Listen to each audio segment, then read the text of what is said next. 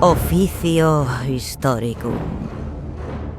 Despelando los secretos y enterrando las mentiras de una galaxia envuelta en llamas y guerra eterna.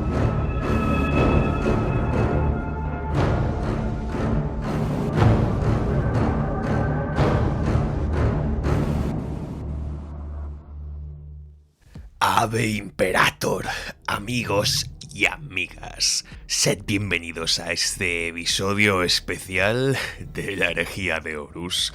Y sí, voy a intentar esforzarme para que sea lo más intenso y más informativo posible, porque la verdad es que la herejía de Horus es extremadamente interesante. Pero hay una cosa que debo puntualizar, y es que hacer esto tan comprimido va a producir sí o sí inexactitudes de todo tipo. Por tanto, perdonadme de antemano, perdonadme por intentar resumir esto de la forma más resumida posible, porque es casi imposible. Son decenas y decenas y decenas de libros. Pero antes de comenzar, quiero decir que estoy en un uploading spree. He visto que he subido vídeos sin parar, como si no hubiera un absoluto mañana, y soy consciente de que eso no es sano mentalmente, ni mucho menos. Por lo tanto, a partir de este vídeo subiré uno como mínimo y dos como máximo a la semana.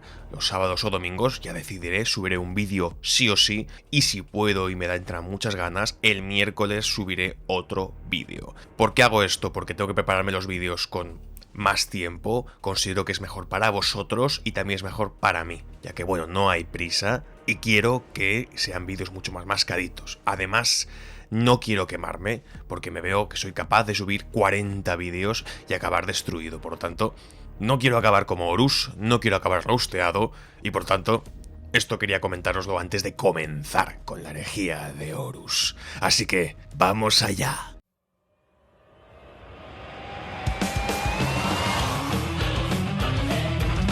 La herejía de Horus, donde el falso emperador se enfrentará al juicio de los dioses del caos y toda verdad será revelada de una vez por todas.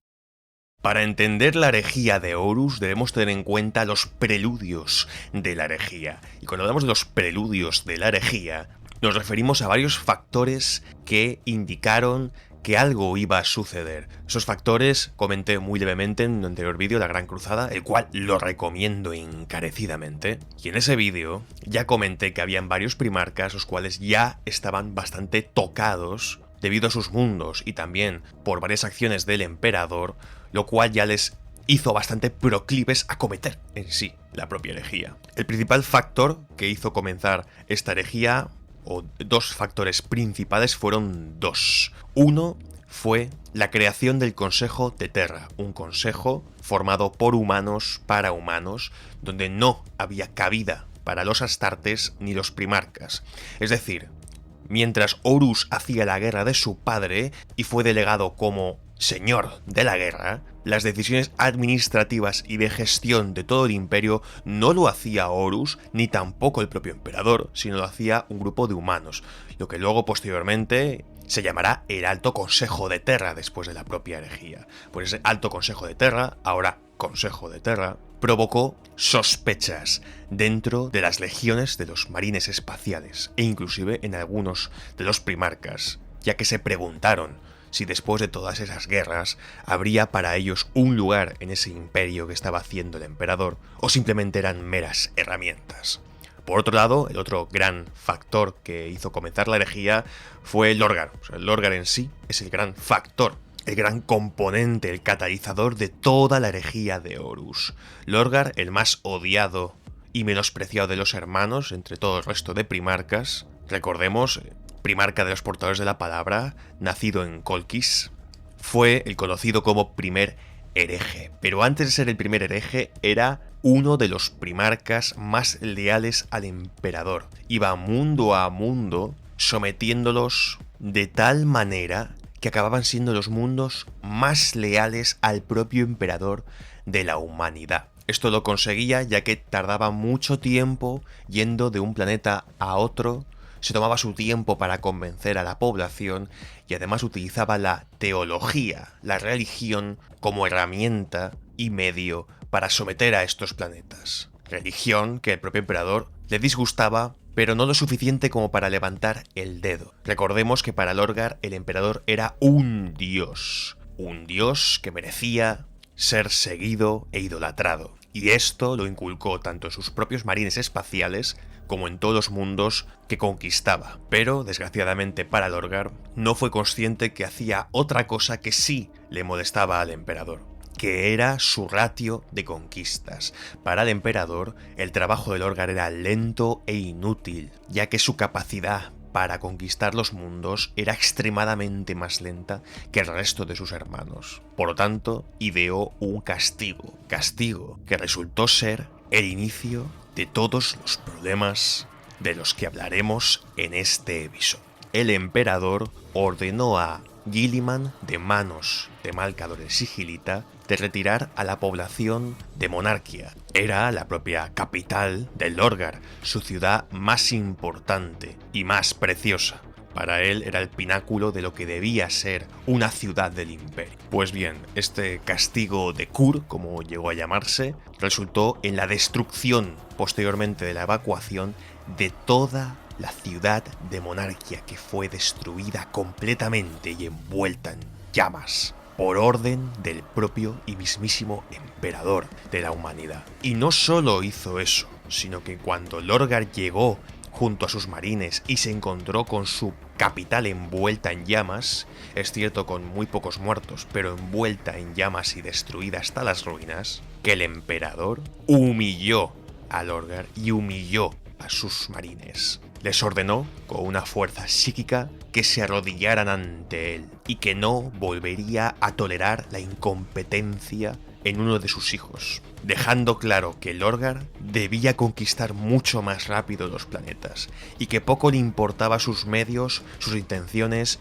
y que nada de eso siquiera le parecía interesante. Solo debía hacer una cosa, ser una herramienta. Y en ese momento, Lorgar, arrodillado, obligado delante de su padre, con su hermano Guilliman al lado y 10.000 marines detrás de él, de su legión, también sometidos, supo que el emperador no era digno, que el emperador no merecía ser el emperador. Para que tengamos en cuenta esta situación, de aquí a la masacre de Ichvan quedarán 43 años. Más o menos, para que os hagáis una idea, en 40 años, desde este momento hasta la herejía en sí, Lorgar elucubra la propia herejía. 40 años que va a usar para preparar. Por lo tanto, una vez pasó esto de la quema de Monarquia, Lorgar entró en crisis existencial. No sabía qué hacer. Pensaba que era el fin. Pero, desgraciadamente para toda la galaxia, dos personas se acercaron a él.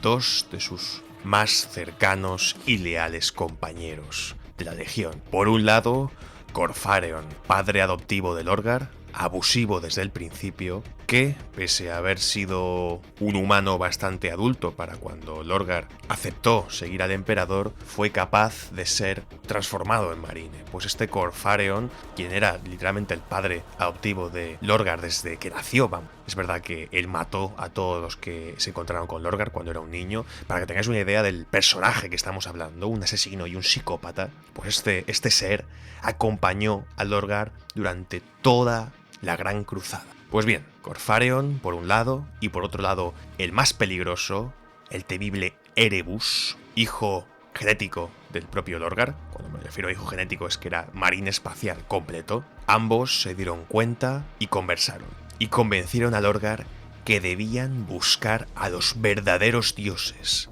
aquellos que eran dignos de devoción, aquellos que reclamaban ser venerados. Y así fue como Lorgar comenzó a explorar diferentes ubicaciones, las cuales tampoco quiero exponer mucho porque podemos estar aquí un buen tiempo, pero para que tengáis en cuenta y sea fácil de entender, Lorgar se encontró con los dioses del caos. Dioses del caos que le explicaron que ese camino que estaba tomando llevaría a su destrucción, llevaría a la muerte de su padre y llevaría al fin de la humanidad. pero que, a cambio, él tendría la verdad sobre su padre, la verdad sobre él mismo y sus hermanos, y sobre todo el universo. Recordemos que los dioses del caos no pueden per se mentir a aquellos a los que quieren embelesar, simplemente pueden decirles medio verdades, pero no pueden mentirles o manipularles de tal manera, y menos a Lorgar, que recordemos que era un primarca y era extremadamente inteligente. Sí, es verdad que su educación en Colchis le hizo extremadamente religioso y supersticioso, pero eso no quita que no podían mentirle. Entonces Lorgar comprendió que si quería saber la verdad, debía sacrificar todo, y Lorgar tomó una decisión. Si debía saber la verdad, debía sacrificar todo, y él estaba dispuesto a tal afrenta hacia la propia humanidad. Sacrificaría todo por la verdad. Y así fue como, tras varias acciones, lograron elaborar una trampa. Una trampa que técnicamente hablando no la hizo Lorgar, la hizo Erebus en su nombre. Aquí fue realmente Erebus el que movió los hilos y dejó todo listo para una trampa. Recordemos que Lorgar era el más odiado y vilipendiado de sus hermanos. Ninguno le quería, y el único que les respetaba mínimamente era el propio Horus, el señor de la guerra. El resto de sus hermanos, como mínimo, sentían lástima por él, y por lo general lo repudiaban. Pensaban que era débil, que perdía el tiempo, que era un inútil. Pues bien, Lorgar se dio cuenta que si debía comenzar esta herejía, si debía emprender esta campaña contra el emperador y contra esa humanidad que estaba creando, ese falso dios, debía de tener de su parte a sus hermanos. Y qué mejor que comenzar con el mejor de todos ellos, el primus inter pares, el primero. Horus Lupercal sería el líder de la herejía, quisiera o no quisiera. Y así fue como Lorgar, de mano de Erebus, preparó una sorpresita para su hermano. En aquel momento, poco después, Horus se encontró con los Kinebraj, una especie humanoide que convivía en paz con otros humanos fuera del Imperio de la Humanidad, los Interex. Estos Interex tenían tratados con los Kinebraj y convivían en paz. Pero a la llegada de Horus hubo un problema. Interex eran extremadamente versados en la lucha contra el caos y advirtieron a Horus de los peligros del mismo. Horus no entendía nada. Recordemos que el emperador ocultó a sus hijos la existencia del Immaterium y los seres del caos. Por lo tanto, Horus lo tomó como una superstición de una cultura extraña afectada por ideas de extraterrestres. Esta advertencia vino porque los Interex, extremadamente conscientes de los peligros de la disformidad, tuvieron la sospecha de que en la flota de Horus había herejes, había alguien movido por las fuerzas del caos. Por lo tanto, Horus decidió que antes de entrar en guerra contra esta raza y sus aliados xenos, los cuales eran extremadamente poderosos, es cierto que no tanto a nivel militar directo, pero no eran moco de pavo, Horus supo que debía negociar la paz con ellos primero. Pero algo pasó. Erebus, como no, se deslizó dentro de uno de los palacios de los Kinebraj y robó una espada maldita, el Anatham. Por supuesto, los Kinebraj entraron en cólera al darse cuenta, supieron entonces que muy posiblemente entre las filas de Horus había evidentemente herejes y entraron en una guerra sin cuartel. Obviamente Horus luchó contra ellos, les ganó y exterminó a los Interex y a los Kinebraj y todos aquellos xenos que estaban dentro de esa coalición. Decisión que le costó muchos hombres y mucho esfuerzo, pero al fin y al cabo él no fue responsable. Responsable era Lorgar, quien entregó este Anatham de alguna manera que desconocemos a Eugantemba, gobernador imperial de un planeta llamado Davin y amigo cercano de Horus. Por lo que, poco después de esta lucha contra estos extraños humanos y xenos, recibió una noticia avergonzante. Eugantemba, aquel amigo que puso a dedo como el gobernador de Davin, se había rebelado contra el imperio y Horus Lupercal no comprendía qué había sucedido.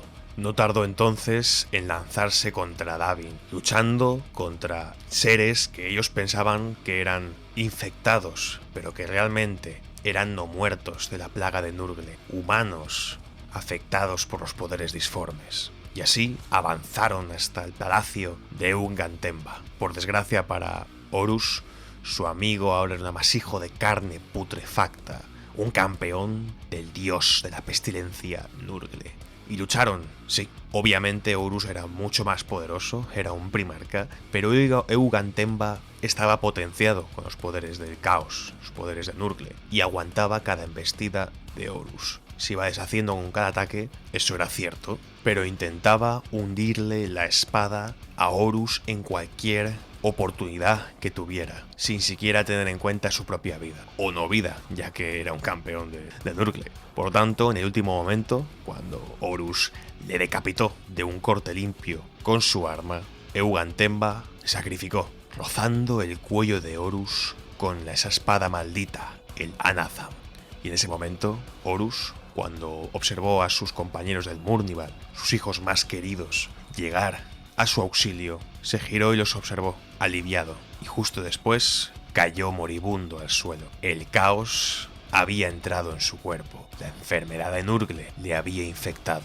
Y así pues, sus hijos más queridos lo llevaron corriendo de vuelta a su nave principal, nave en la que, además de matar a muchas personas corriendo hacia la sección médica de la nave, el propio médico de la Legión les informó que muy probablemente su padre moriría en pocos días. Terra estaba muy lejos y el emperador no podía acudir a su auxilio, y no había cura ni nada parecido para salvar a un primarca. Ya en primer lugar, un primarca es algo totalmente distinto a cualquier otro ser. Por tanto, nunca había pasado nunca el hecho de que un primarca se enfermara, jamás. Por lo tanto, no sabían cómo curar a su padre. Padre que eran conscientes que moriría si no hacían nada al respecto. Fue entonces cuando, de nuevo, nuestro odioso Erebus apareció junto a los marines del Murnival. Recordemos que el Murnival eran 4 marines, los 4 marines más apreciados por su padre, Horus, los cuales eran Aximand, Abaddon, Gabriel Loken y Tarik Torgadon. Entonces ellos escucharon las palabras de Lorgar. Lorgar dijo que no tenían por qué depender de la ciencia, que había otros poderes, otras fuerzas capaces de salvar a su padre y así evitar su muerte. Todos, salvo Gabriel Loken, el cual se negó, aceptaron las palabras de Lorgar y supieron que, fuese verdad o fuese una confabulación, no perdían nada intentando salvar a su padre. Por lo tanto, llevaron a su padre al templo de la Logia de la Serpiente, en la propia Davin, el propio planeta donde se había infectado. Y entonces, Abaddon, el hijo más querido y que más apreciaba por todo por encima de la propia lógica a su padre, cargó con él y entró con Erebus al templo. Una vez dentro del templo, Erebus, con los poderes de la disformidad, mandó el alma de Horus al Immaterium y le siguió, escondiéndose como su amigo que había fallecido, su difunto amigo Hastur Sejanus, y le mostró una visión al moribundo Horus,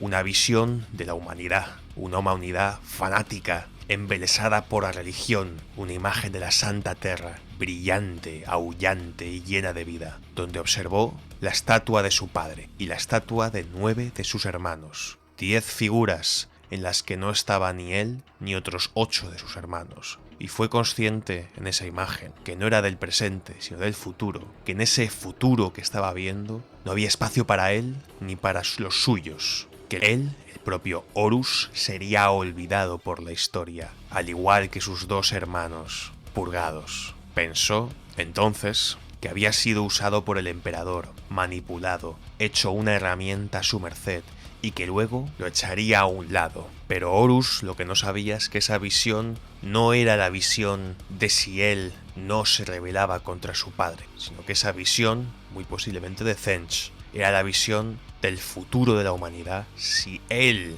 Horus Lupercal, realmente cometía la herejía que iba a cometer.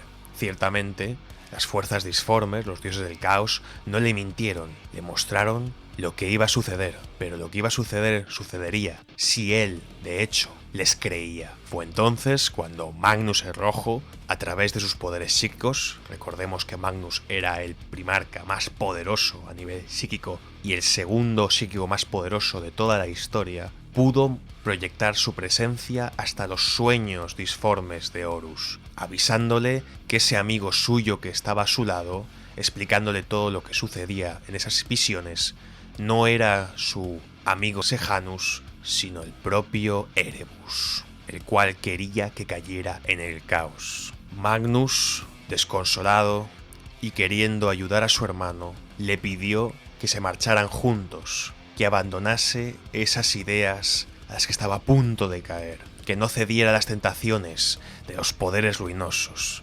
Pero Horus, desgraciadamente, había tomado una decisión. Él sería el dios y no el emperador. Él sería esa 10ª figura y a su lado tendría sus 9 hermanos del caos. Y entonces oyó retumbar de los poderes ruinosos: danos al emperador y nosotros te daremos la galaxia. Así fue como el propio Horus, de forma sibilina y ya convencido por el caos, retornó a su cuerpo y procedió a elucubrar la herejía que se acontecía. No le fue difícil convencer a Angron para que se uniera a sus filas, un Angron que, recordemos, vivió una vida de miseria, que fue traicionado por el propio emperador y que lo odiaba a más no poder. También convenció a Fulgrim, el cual, sí, de buenas a primeras, amaba al emperador sobre todas las cosas, pero que su hedonismo y su caída en el culto de Slanesh le hizo pensar que junto a Horus sería capaz de muchas más cosas mucho más grandes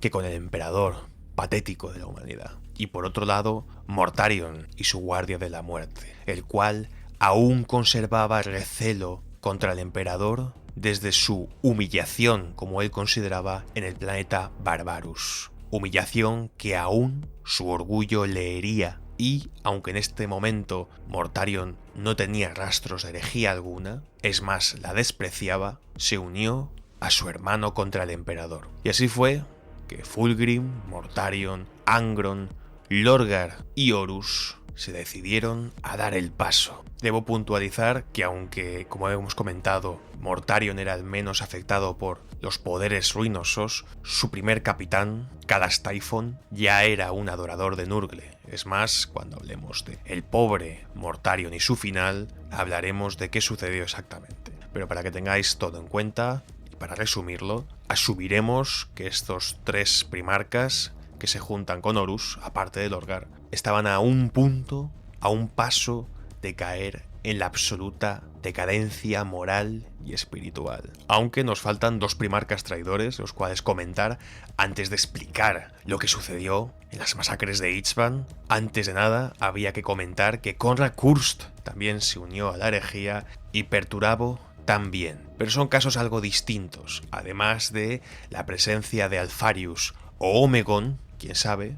Sabemos que uno de los 2 se unió falsamente o verdaderamente, la situación es bastante compleja, a la propia herejía de Horus. Por lo tanto, esperaron su oportunidad para hacer un gran golpe, y mientras esperaron, Magnus cometió un tremendo error. Un Magnus que era consciente de que su hermano Horus había caído en el caos y sentía que debía avisar a su padre lo antes posible. Al principio consideró intentar llegar a Terra de una forma rápida, pero a través de una nave por la disformidad, y supuso que tardaría demasiado tiempo, que debía avisar lo antes posible al emperador. Por lo tanto, con la ayuda de seres disformes que para nada él pensó en ese momento que eran del caos, la necedad de Magnus le hizo mandar un mensaje disforme con la mayor de sus fuerzas, sacrificando a varios de sus hijos. Un mensaje para avisar al emperador.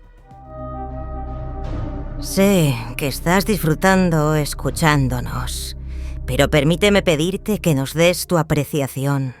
Dale a like al vídeo y al podcast, y suscríbete a nuestro canal de YouTube, Oficio Historicum, y a nuestro canal en iVoox del mismo nombre. De esa manera, nos ayudas a expandir la verdad sobre el imperio, los senos y el temible archienemigo. Sé parte de esta historia y gracias por escucharnos. Pero ese mensaje, más que un mensaje, fue un ataque disforme que golpeó Terra con una contundencia infernal, destruyendo la telaraña y sumiendo a Terra en la disformidad. Millones de personas murieron o su mente fue destruida por culpa de este ataque. El emperador, aterrado y avergonzado, no quería pensar que el mensaje de Magnus era cierto. Y desgraciadamente para Magnus no le creyó, ya que pensó que el verdadero traidor era Magnus, quien acababa de matar a millones de personas y que había destruido la telaraña. Por lo tanto, desoyó ese mensaje psíquico de Magnus, asumió que Horus seguía siendo leal y que había que acabar con Magnus. Fue entonces cuando el emperador ordenó a Leman Russ, primarca de los lobos espaciales, que él y toda su legión detuviera a Magnus. Las órdenes del emperador eran capturar a Magnus y llevarlo ante él al trono de Terra. Debía responder por sus actos y demostrar que no era un hereje. Pero, mientras Leman Russ preparaba su ataque a Próspero, el planeta de Magnus, Horus susurró al oído de Leman y le persuadió de que no debía detenerle, que debía acabar con él. Recordemos que Leman Russ no es el primarca más listo del mundo, es alguien que adora la batalla, que adora la guerra, y si, pese a que el emperador le diga que tenía que arrestar, luego acudía el señor de la guerra y le indicaba que no, que las órdenes habían cambiado, que debía acabar con él, Leman Russ sonrió y aceptó la orden. Ahora debía acabar con su hermano. Mientras tanto, Konrad Kurz sabemos que había destruido Nostramu. Recordemos que Konrad Kurz no está bien de la cabeza, no está en sus cabales y esperaba castigo por parte del propio emperador. Mientras que Alfarius, o tal vez Omegon, o tal vez Alfarius, apoyó a Horus después de ser convencido por la cábala, de la cual hablaremos en su respectivo programa, le convenciera que Horus destruiría la humanidad. Por lo tanto, Alfarius se hizo hereje para por dentro evitar que Horus ganara la guerra y así salvar a la humanidad. Aunque la historia de Alfarius y Omegon en la herejía es algo que merece un capítulo aparte y que comentaremos en su respectivo episodio. Y respecto a Perturabo, el último primarca traidor de todos ellos, fue fácil convencerlo. Su odio a Rogal Dorn era demasiado como para mantener la compostura. Recordemos que Rogal Dorn fue nombrado protector de Terra por parte del emperador, puesto que Perturabo ansiaba con toda su alma y pensaba que era merecedor de dicho puesto. Por lo tanto, la envidia y la codicia llenaron la mente de Perturabo, y solo faltó la orden de Horus de unirse a sus filas para unirse en la contienda, en la herejía, contra sus propios hermanos y su propio padre. Respecto al resto de hermanos, Horus supo a quién no debía ni siquiera intentar convencer. Entre ellos estaba, por ejemplo, Guilliman, quien sabría que jamás se habría opuesto al emperador, o a Sanguinius, quien su humanidad le hacía imposible oponerse a su padre, además de Lionel Johnson, quien sabría que ni siquiera iba a mediar palabra y que muy probablemente lo trataría de matar en cuanto le ofreciera participar en la herejía.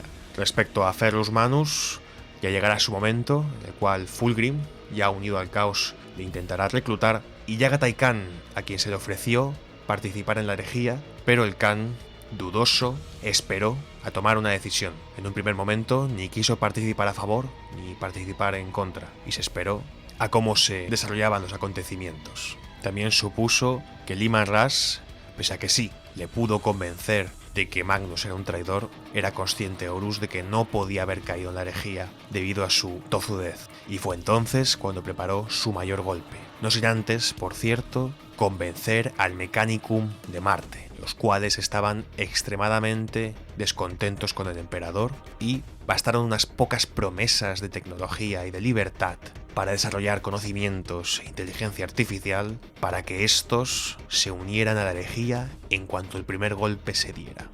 Y así fue, con todo ya preparado, que comenzó la herejía de Horus. Todo comenzó en el planeta Isban 3, un mundo rebelde cuyo gobernador se había rebelado contra Terra, contra la humanidad, contra el imperio. Fue entonces cuando Horus y sus compañeros herejes plantearon una purga. En Isban 3 acabarían con aquellos leales entre sus filas. Por lo tanto, en el planeta se reunieron los hijos de Horus, los devoradores de mundos, la Guardia de la Muerte y los hijos del emperador, que aún eran leales al propio emperador. Fueron elegidos a dedo para ese ataque, esa campaña que realizaron satisfactoriamente. Por tanto, una vez los astartes leales cayeron sobre el planeta, lucharon contra estas fuerzas rebeldes del planeta de Ichvan III, pero no sabían lo que les caería encima. Fue una victoria extremadamente sencilla. Demasiadas fuerzas de marines pensaron para un pequeño reducto rebelde. Y fue entonces, una vez destruidos a los rebeldes, que sus propias fuerzas desde el cielo les traicionaron. Bombas píricas y armamento de todo tipo cayó sobre Ichvan, haciendo el planeta entero arder en llamas y sangre.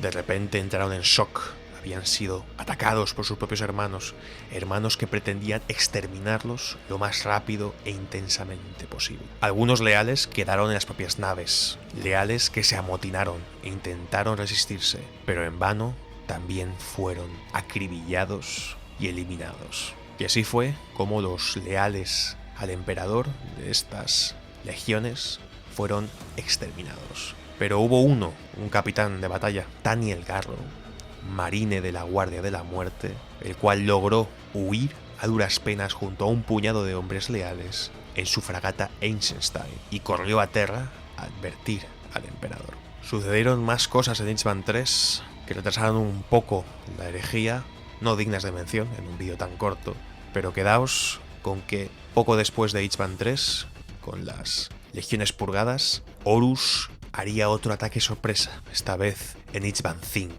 En este caso, el emperador recibió esas noticias por parte de Nathaniel Garrow de que su mejor hijo, primero de sus hijos, le había traicionado. Y fue entonces cuando el emperador dio la orden de detener a Horus. Magnus no le había mentido, tenía razón. Las órdenes eran claras. Debían capturar a Horus vivo y llevarlo ante él para responder por tales asquerosos actos. Para ello, 7 legiones se unieron junto a sus primarcas para acabar con Horus y llevarlo ante el emperador. Pero lo que no sabían es que dentro de esas 7 legiones había traidores con órdenes del propio Horus. Para que tengamos esto claro, el mando recayó sobre Ferrus Manus, quien iría junto a sus 2 hermanos Vulcan y Corvus Corax, junto a sus 3 legiones. Ellos darían el primer ataque y después procederían el resto de legiones. Detrás de ellos irían los Amos de la Noche,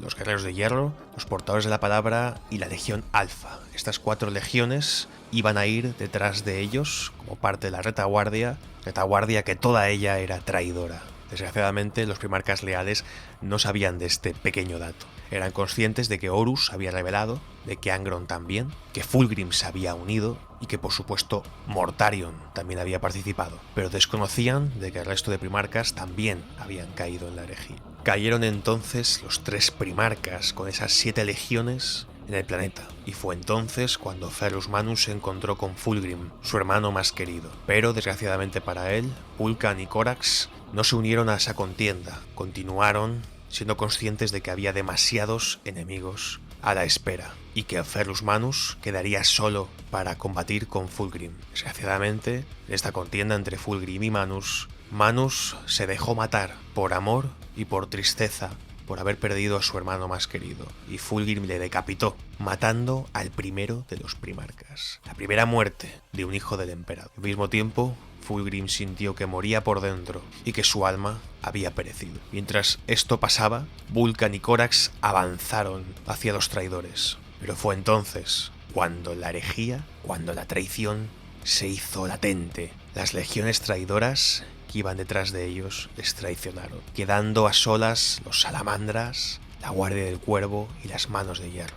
Los Manos de Hierro, por supuesto, al morir su primarca, entraron en desesperación y su gran mayoría fueron aniquiladas. Por otro lado, los salamandras, rodeados por todo tipo de legiones, huyeron para salvar sus vidas. mientras que Vulcan apoyó a sus hijos y trató de salvar a los más que pudo. Pero desgraciadamente, Vulcan fue aniquilado al punto que se le lanzó una bomba termonuclear, bomba que presuntamente lo mató. Pero recordemos que Vulcan es un perpetuo, es el único perpetuo de entre los primarcas, el único que no puede morir per se, pero eso no quita que quedó extremadamente herido y dañado. Un Vulcan herido y dañado del cual Konrad Kursk se aprovechó y lo raptó. Y mientras tanto quedó entonces solo un primarca, Corvus Corax, con su guardia del cuervo, rodeada por todo tipo de legiones, dispuestos a exterminarle, a que muriera como sus otros 2 hermanos allí en Ichvan V. Y sí, pudo escapar y retornar a Terra, pero la gran mayoría de sus fuerzas fueron destruidas, y solo quedaron un puñado de miles de marines de la Guardia del Cuervo. El resultado fue una victoria sin paliativos para Horus y sus traidores. En Ichvan III habían exterminado a sus propios leales, en Ichvan V habían acabado con 2 primarcas que quedarían fuera de juego y a un tercero a quien habían hecho perder casi todas sus fuerzas. Ya solo quedaba el mayor golpe, el más grande, el más poderoso, la batalla de Terra y el asalto al Palacio Imperial. Y así fue como las piezas de esta batalla, de esta lucha por la supremacía de los leales o los traidores, comenzó. Las legiones traidoras fueron sistema a sistema y poco a poco se acercaron a Terra. Cuando llegaron, bombardearon todo el planeta y desembarcaron para enfrentarse a legiones de ángeles sangrientos, puños imperiales y cicatrices blancas. Recordemos que Yagatai Khan se quedó en expectativa, sopesando profundamente a quién debía apoyar en esta herejía. Pero finalmente se decantó por apoyar a los leales y acudió a su auxilio. Aunque hay que decir que este viaje a Terra por parte de las fuerzas del Khan, de los cicatrices blanca, tuvo grandes dificultades, lo cual será meritorio de una narración completa de por sí. Y bueno, en este caso la batalla fue aterradora entre todas las legiones del caos, lideradas por Perturabo. En este caso el asedio a Terra fue liderado por Perturabo, mientras que Horus se mantuvo en su espíritu vengativo, impaciente por concluir la batalla. Sin embargo, se dio cuenta de que las fuerzas del propio Guilliman, Leman Russ y Lionel Johnson estarían a pocos días de aproximarse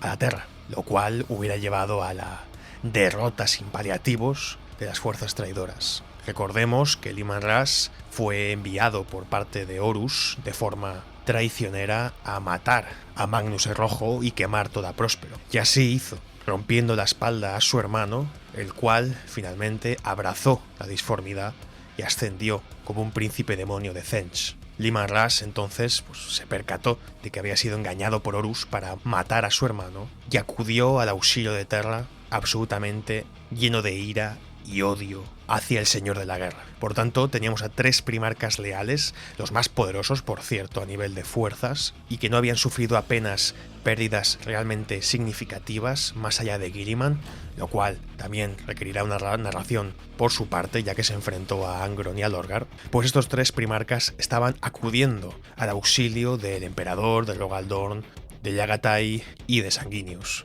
los cuales eran los únicos que quedaban en pie, ya que, como recordemos, en la masacre de Ichvan III y la del 5 habían quedado muchas fuerzas leales muy baqueteadas y muy heridas, incapaces de ayudar en esta contienda. Por lo tanto, Horus se dio cuenta de que o hacía algo al respecto o en pocos días se verían atacados por la retaguardia y habrían sufrido una derrota terrible. Por lo tanto, Horus apagó las defensas de su navío de guerra, el espíritu vengativo, e invitó de esa forma al emperador a que acudiera a su encuentro. Aunque antes de empezar con ese combate, esa medida que tomará ahora Horus, hay que tener en cuenta de por qué Terra cae en la guerra tan fácilmente.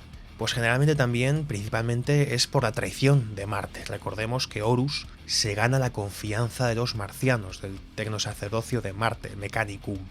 Y estos desencadenan, en el momento en que Horus acerca sus fuerzas a Terra, una herejía sin paliativos. Marte cae ante el caos, por lo tanto la mayoría de las defensas del sistema solar se vuelven inoperantes y eso permitió que las fuerzas de Horus llegasen hasta Terra tan fácilmente. En este caso, la guerra de Marte fue terrible, requiere también una narración aparte, en la cual Rogal Dorn, con la fuerza de los puños imperiales, se abalanzó sobre Marte en una guerra sin cuartel y temible a más no poder.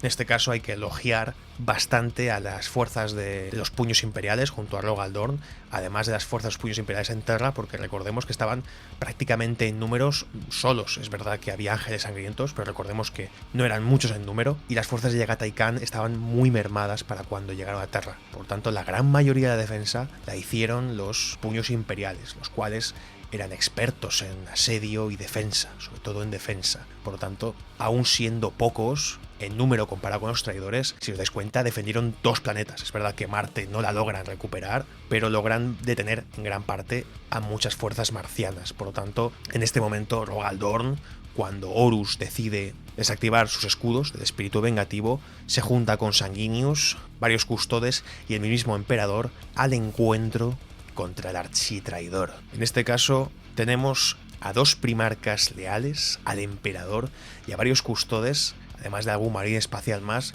buscando al propio Horus, que se encontraba en su nave. El primero en encontrarlo fue Sanguinius, quien se enfrentó a él en un duelo a muerte y desgraciadamente halló su muerte a manos de Horus. Sanguinius cayó en batalla, murió y sus hijos entraron en un frenesí de sangre y odio, llamada la terrible, la rabia negra, y justo después de haber matado a su hermano, apareció el emperador, su padre, quien se enfrentó en una batalla sin cuartel contra un Horus Lupercal potenciado por todas las fuerzas del caos. Fue una batalla larga, dura, extremadamente angustiante y llena de giros y recovecos.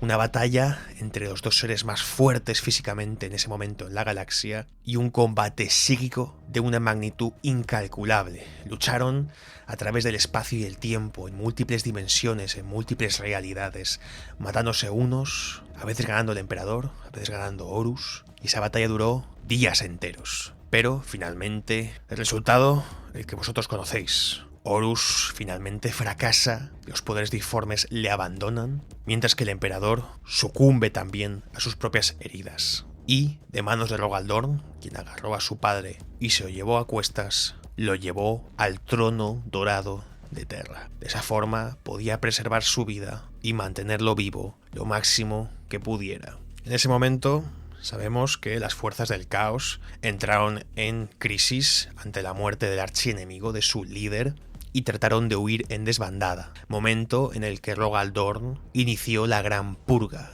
El principal defensor de Terra, Rogal Dorn, inició esta purga destruyendo las fuerzas hasta el punto de llevarlas y expulsarlas de la propia realidad, empujándolos al ojo del terror, además de castigar sin piedad todos los mundos natales de los primarcas traidores, además de los lugares más importantes de esta herejía, como Davin, Ichban V, todos fueron destruidos, vía exterminatus. Además, ordenó la eliminación de toda la historia de los primarcas traidores y buscó por todos los medios de acabar con todos y cada uno de los traidores que habían casi matado a su padre.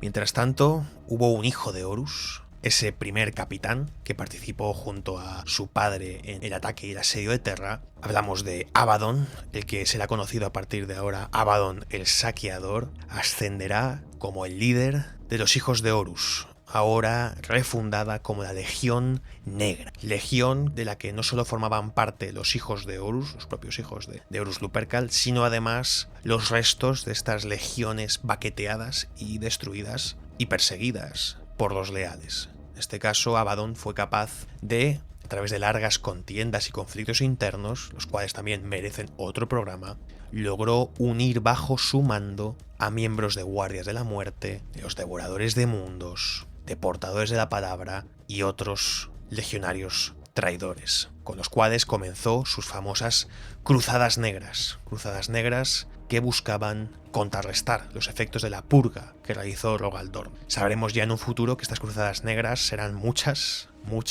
las cuales llevarán a eventos terribles que ocurrirán en el 41º milenio. Vosotros ya lo sabéis, pero eso es arena de otro costal, eso ya son eventos pasados, la herejía de Horus. El resultado final de la herejía de Horus, como podéis comprender después de esta narración, es la postración del emperador en el trono dorado, como un cadáver casi moribundo, a punto de morir, la muerte de Ferrus Manus, la muerte de Sanguinius, la destrucción emocional y moral de Vulcan, la destrucción también emocional y moral de Corax, de Corvus Corax, la caída en el caos de Lorgar, que ascendió a príncipe demonio del caos indivisible, Perturabo, que también cayó en el caos indivisible. De Konrad Kurz quisiera decir algo, pero es que Konrad Kurz siempre ha sido un ser deleznable, así que tampoco no ascendió al caos per se. Siguió siendo un absoluto sádico, el cual mantuvo a Vulcan torturado hasta que logró zafarse de él. Esto también requiere una narración de por sí muy extensa. La muerte de Alfarius o de Omegon, quién sabe, pero uno de los dos fallece en la propia herejía de Horus. El ascenso de Fulgrim como príncipe demonio del exceso de Slanesh, el ascenso de Angron como príncipe demonio de Khorne en contra de su voluntad, como siempre, el ascenso también como príncipe demonio de Thench por parte de Magnus el Rojo, el quien se rinde al caos después de ser derrotado sin paliativos por parte de su hermano Liman Ras, la caída también como príncipe demonio de Nurgle, de la pestilencia de Mortarion, el cual cae traicionado por su propio hijo, Typhus, el viajero, el cual le traiciona, y la muerte, por supuesto, del gran Horus Lupercal. El señor de la guerra muere como un traidor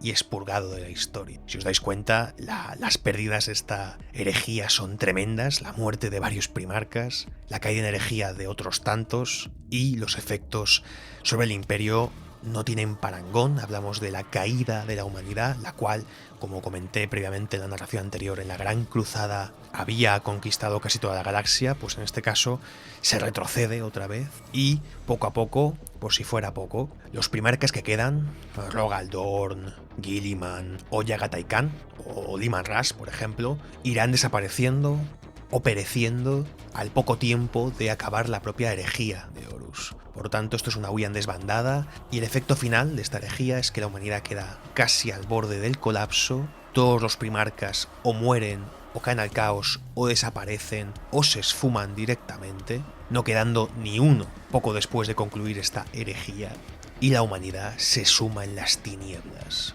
con un emperador muerto en el trono dorado, intentando mantener la luz del Astronomicon, iluminando las fuerzas de la humanidad, que trata de sobrevivir de cualquier forma posible, evitando su extinción. Y con esto, con esta breve explicación bastante cortita de la propia herejía de Horus, damos por concluido esta época, esta parte de la cronología. Es cierto que este vídeo lo retomaré dentro de un buen tiempo. Lo trataremos parte a parte, trataremos la historia de Vulcan con Konrad Kurz, trataremos con más detalles toda la parte de Yagatai Khan, que lucha contra Fulgrim y Typhon el viajero, y todos esos diferentes aspectos y combates que ocurren durante la herejía. Es cierto que me deja muchos datos, o a lo mejor me equivoco con algunos otros, pero es con los fines de resumir lo máximo posible esta herejía que, como hemos dicho, está explicada en decenas de libros que ni siquiera han terminado. Mira, aún hay muchos relatos pendientes de esta herejía cambiante, la cual Games Workshop va añadiendo y realizando ciertas modificaciones, pero este relato que os he realizado es de los más actualizados y más nuevos, con la nueva información que tenemos, y por supuesto, si hubiera que modificar algo de una forma importante, que de un nuevo libro que salga, por supuesto no dudéis que lo haremos. Como he dicho al principio, a partir de este vídeo, los vídeos serán hechos con más tiempo, más pausados, que creo que es mejor para vosotros y sobre todo mejor para mí, y continuaremos en este caso con la era del renacer y la forja. Veré si el contenido da para un vídeo largo, extenso, y después procederemos seguramente 100%, este sí que la quiero tratar mucho porque me interesa mucho, la era de la apostasía, la cual considero extremadamente interesante a fin de explicar no solo los acontecimientos posteriores a la herejía de Horus, sino cómo esa herejía de Horus produce unos conflictos, unas situaciones que luego en la apostasía se repiten distintamente, pero rima bastante y define muy bien el 41º y 42º milenio. Pero bueno, ya llegaremos a ese momento, ya tocaremos ese palo. Por tanto, no tengo nada más que decir que agradecer vuestra atención. Recordad que os podéis suscribir y lo dicho, nos veremos muy posiblemente el miércoles o si no, este sábado. Os recuerdo que podéis dar a like, suscribiros y compartirlo. También estamos en iVoox. Aunque bueno, seguramente ahora os lo van a recordar. Dicho esto, un saludo y hasta pronto. Que el emperador os proteja. Y aquí ha llegado el episodio de Officio Historicum. Esperamos que te haya agradado y te recordamos que puedes darle a like y compartirlo tanto en YouTube como en iVoox. Dicho esto, buenos días, tardes o noches, y que el emperador os proteja.